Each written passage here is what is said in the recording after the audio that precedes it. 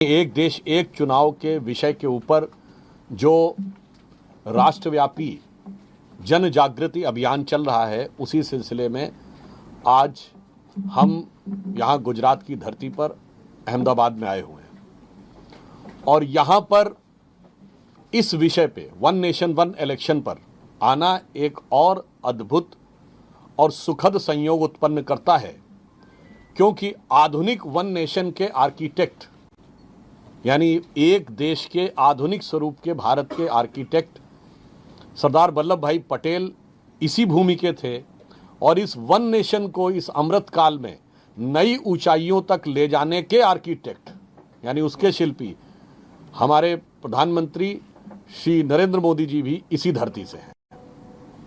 और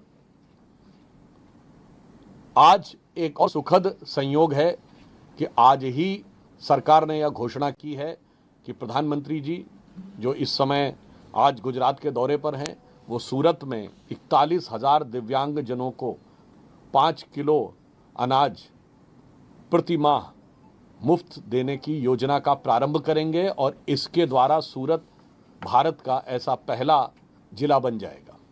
अर्थात एक तरफ प्रधानमंत्री श्री नरेंद्र मोदी जी के नेतृत्व में भाजपा और एनडीए की सरकार देश के हर वर्ग को सशक्त करने में, मजबूत करने में और राष्ट्र की मुख्य धारा में सम्मिलित करने के लिए कृत संकल्पित भी है और प्रयत्नशील भी है। दूसरी तरफ इस concept one nation one election का विरोध जो लोग कर रहे हैं, वो राष्ट्र के हर विषय के ऊपर राष्ट्र की शक्ति को कमजोर करने का प्रयास करते रहते हैं।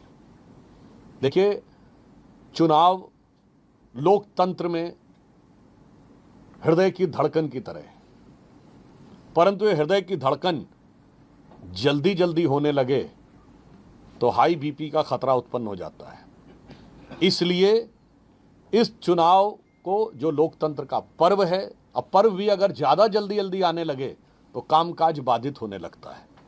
तो इस दृष्टि से लोकतंत्र के इस पर्व और लोकतंत्र के हृदय की धड़कन को नियमित, व्यवस्थित और राष्ट्र के स्वास्थ्य के सुचारू संचालन के लिए करने के लिए ही हमारी सरकार ने या प्रधानमंत्री जी ने यह अवधारणा दी थी और पूर्व राष्ट्रपति कोविंद जी की अध्यक्षता में एक कमेटी गठित हुई जिसने अपने कुछ सुझाव दिए हैं। और इस विचार का जो लोग विरोध कर रहे हैं, ये वही लोग हैं जिन्होंने भारत में हर नए परिवर्तन का विरोध किया है। ये लोग वो हैं, जब मुद्रा योजना की शुरुआत हुई इन्होंने कहा कि इतने अकाउंट्स खोले नहीं जा सकते। ये लोग वो हैं जिन्होंने कहा डीबीटी नहीं हो सकता। ये लोग वो हैं जिन्होंने कहा था जीएसटी लागू नहीं हो सकता। ये लोग वो लोग हैं जिन्होंने कहा था भारत में डिजिटाइजेशन नहीं हो सकता। फॉर्मर फाइनेंस मिनिस्टर चिदम्बरम साहब का संसद के अंदर दिया गया बयान है कि भारतीय लोग कम पढ़े लिखे हैं, टैक्स हैवी कम है, कैसे संभव है कि डिजिटाइजेशन हो जाएगा। परंतु प्रधानमंत्री श्री नरेंद्र मोदी जी को भारत के जन जन की सामर्थ्य और सूझबूझ पर पूरा भरोसा था और आज जीएसटी सुचारू रूप से चल रहा है और डिजिटाइजेशन में भारत दुनिया का नंबर 1 देश बन के आया है और दुनिया में 48% डिजिटल ट्रांजैक्शन भारत में होते हैं, जो अमेरिका और चीन दोनों को मिलाने के बाद भी हम उनसे ज़्यादा ट्रांजैक्शन कर रहे हैं। अब इस विषय के ऊपर मैं बताना चाहूँगा कि वन नेशन वन इलेक्शन 4 कारणों से ज़रूरी है। नंबर 1 फंक्शनल, व्यवहारिक reason, number 2 political, number 3 constitutional और नंबर 4 सोशल। तो फंक्शनल रीजन से इसलिए जरूरी है कि व्यवहारिक दृष्टि से जो देश का सिस्टम काम करता है, यदि वन नेशन वन इलेक्शन होगा तो काम बहुत आसान हो जाएंगे। जैसे पिछला चुनाव हुआ, 1,35,000 करोड़ रुपए इसमें खर्च हुए, सरकार के खर्चे में कमी आएगी। एक स्टडी के अनुसार जीडीपी में 1% तक का ग्रोथ हो सकता है यदि चुनाव साइमल्टेनियस होना शुरू हो, यानी साथ साथ होना शुरू हो। जो हमारे सुरक्षा बल लगते हैं चुनाव के समय, मुख्य रूप से उनका दायित्व लॉ एंड ऑर्डर संभालना है, ना कि चुनाव करवाना।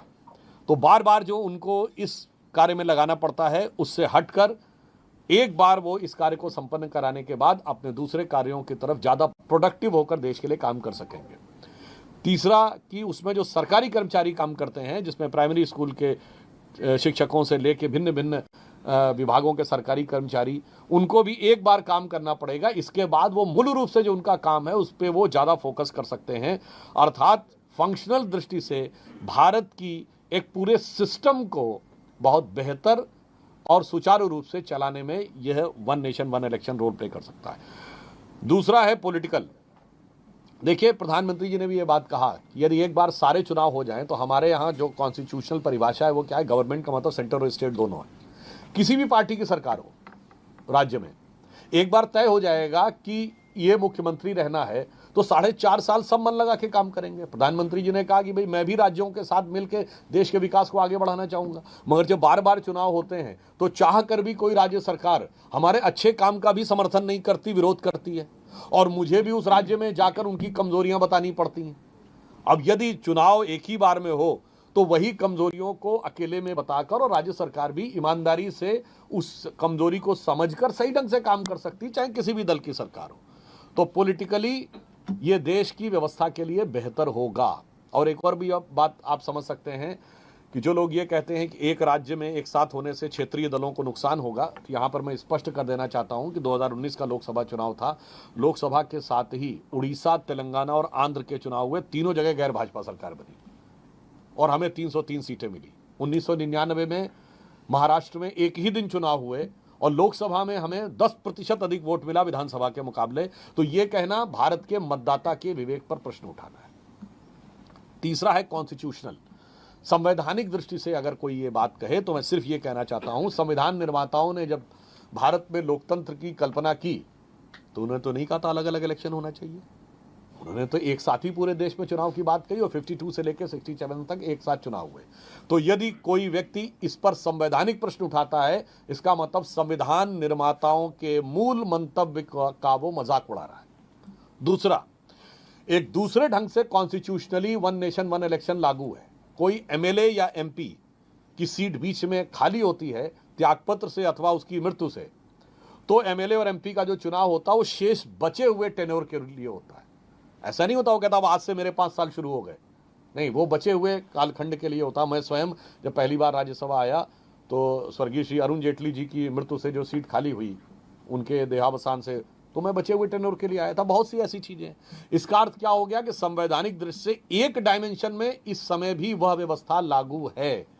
तो राज्यों के स्तर पर लागू करने में जो लोग कह रहे हैं कि कॉन्स्टिट्यूशनल प्रॉब्लम है, वो हमारे कॉन्स्टिट्यूशनल फोर फादर्स के दृष्टिकोण का भी अपमान कर रहे हैं और आज में जो व्यवस्था है उसे भी स्वीकार करने को तैयार नहीं दिख रहे हैं। और इसके साथ साथ एक ही बार में सारे इलेक्टोरल रोल हो जाएंगे जो सारे चुनावों के लागू होंगे, तो चुनावी प्रक्रिया को भी और बेहतर बनाने में इस बात में सहयोग मिलेगा। और चौथा पॉइंट जो मैंने कहा सोशल, वो सबसे महत्वपूर्ण है।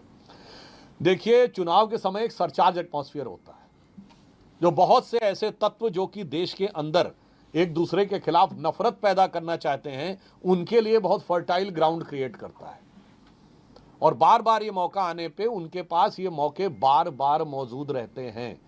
यदि एक बार में चुनाव होगा तो मुझे लगता है इस ढंग की स्थितियां नहीं होंगी। जैसे मैं उदाहरण बताना चाहता हूं, जो व्यक्ति के विरुद्ध या समाज के विरुद्ध जो नफरती बयानबाजी होती है। प्रभातखबर.com, विश्वास वही, रफ्तार नहीं।